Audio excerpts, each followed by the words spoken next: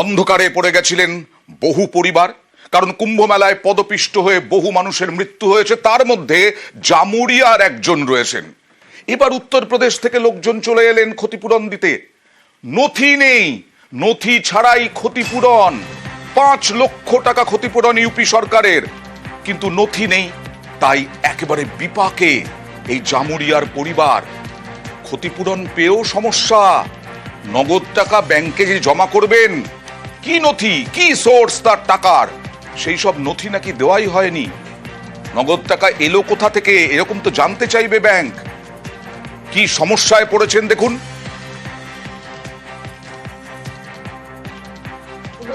ওখান থেকে 25 লাখ দেবার কথা, সেখান থেকে এসেছে 5 লাখ টাকা।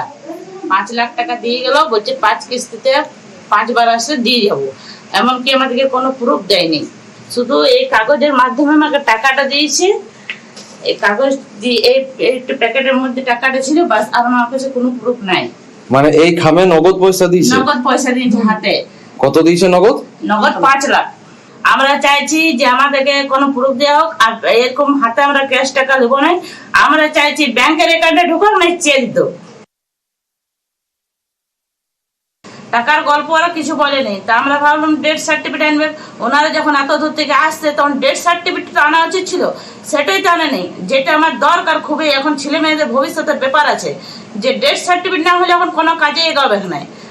কি প্রুফ না বাবা মরেছে, ডেথ সার্টিফিকেট তার আছে, তার তো কোনো নেই, তো কোনো দেয়নি আমাদেরকে। এইরকম একটা কাগজে, সাধারণ কাগজ দিয়ে 5 লক্ষ টাকা দিয়ে চলে গেল ইউপি সরকারের প্রতিনিধিরা। কারা এসেছিলেন সবটা জানবো বিস্তারিত, দীপকের সঙ্গে কথা বলবো। কারণ একটা সরকারের থেকে ক্ষতিপূরণ দেওয়া হচ্ছে দীপক, তার কোনো টাকা পয়সার কোনো প্রমাণ নেই, কোনো নথি নেই।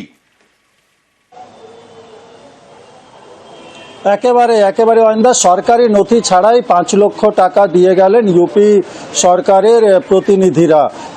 আমরা দেখেছিলাম দিন কয়েক আগে ঠিক সন্ধ্যেবেলায় ইউপি সরকারের প্রতিনিধি আসে বিনোদ রুই দাসের বাড়িতে এবং তার স্ত্রীর সঙ্গে যোগাযোগ করে।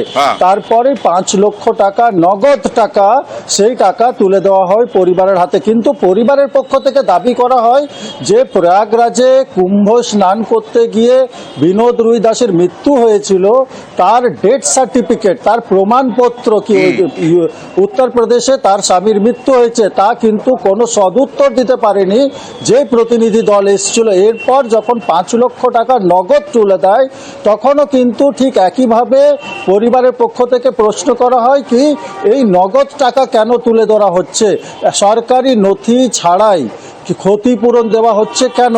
আর ক্ষতিপূরণ দেওয়ার কথা ছিল তো 25 লক্ষ টাকা, সেইখানে 5 লক্ষ টাকা কেন? তখন প্রতিনিধি দলের পক্ষ থেকে জানানো হয় কি 5 দফায় 5 লক্ষ করে 25 লক্ষ টাকা তুলে দেওয়া হবে মৃতের পরিবারকে। কিন্তু সেই টাকার হাতে নিয়ে পড়ে সমস্যায় পড়েছেন মৃতের পরিবার। এরপরে কিন্তু ব্যাংকে যখন জানা যাচ্ছে কারা এসেছিলেন, মানে তাদের ডেজিগনেশন, সরকারি ডেজিগনেশন কি?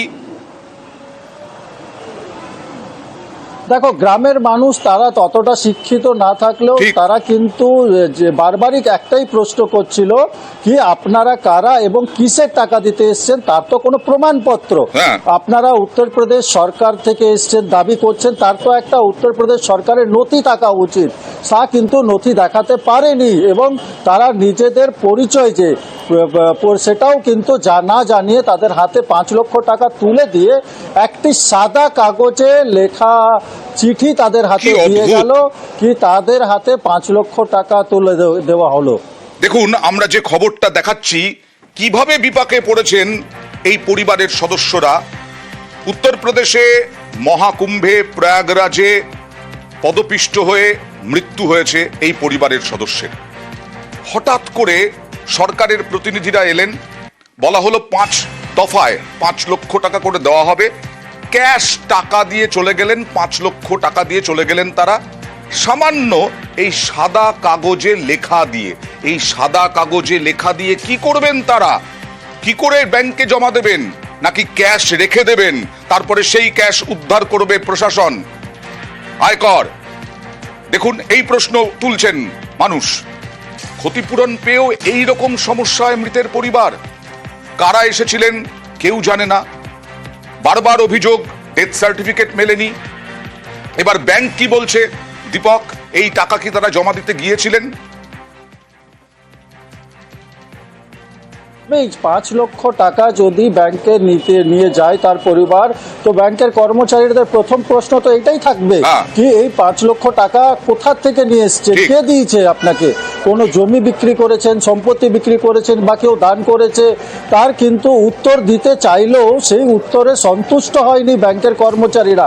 পরে কিন্তু গ্রামের একাধিক ব্যক্তি যারা তারা ব্যাংকে যায় এবং লিখিত জানায় কি কুম্ভ স্নান করতে গিয়ে হুড়োহুড়িতে মৃত্যু হয়েছিল এই পরিবারের সদস্যকে, যার ক্ষতিপূরণ 5 লক্ষ টাকা নগদ তুলে দিয়ে গেছে উত্তরপ্রদেশ সরকার। সাধারণ মানুষের জন্য এখন ব্যাংকের যা কড়াকড়ি, তাতে কিছুতেই ব্যাংক এই টাকার সোর্স ছাড়া জমা নেবে না, এটাই তো খুব স্বাভাবিক। আর কি সমস্যায় পড়েছেন দেখুন, বক্তব্যের মাধ্যমেই বোঝা যাচ্ছে। দেখুন, পুলিশ এসেছিল ওখান থেকে 25 লাখ দেবার কথা, সেখান থেকে এসেছে 5 লাখ টাকা।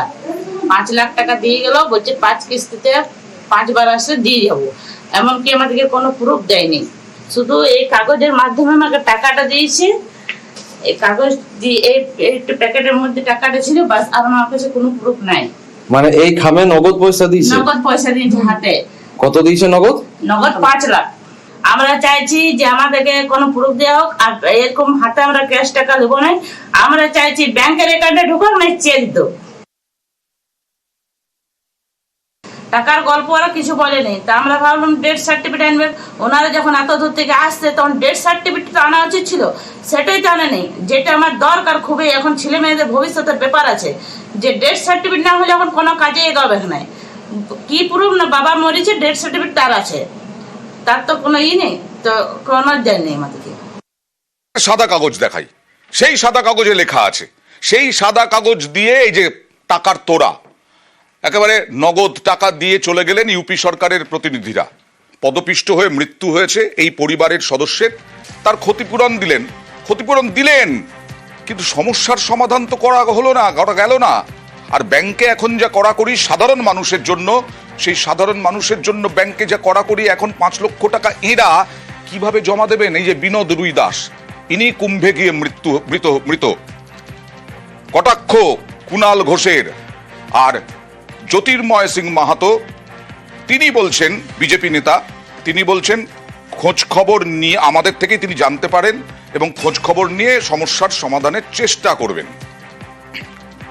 হাইপ তুলে বহু জায়গা থেকে মানুষকে আনা হয়েছে, ব্যবস্থা নেই, পদপিষ্ট, ডেড বডি পাঠিয়ে দেওয়া হয়েছে, পোস্টমর্টেম নেই, ডেথ সার্টিফিকেট নেই। এখন ক্ষতিপূরণের টাকা দেবে বলে ঘোষণা করে সেটা দিতে গিয়ে আর এক বিপত্তি তৈরি হচ্ছে। ফলে এটা গোটাটাই বিজেপি সরকারের অসংখ্য মানুষকে হয়রানি এবং বিপদ, বিশেষ করে মৃতদের পরিবার, তাদেরকে একটা বিপদের মুখে ঠেলে দিল।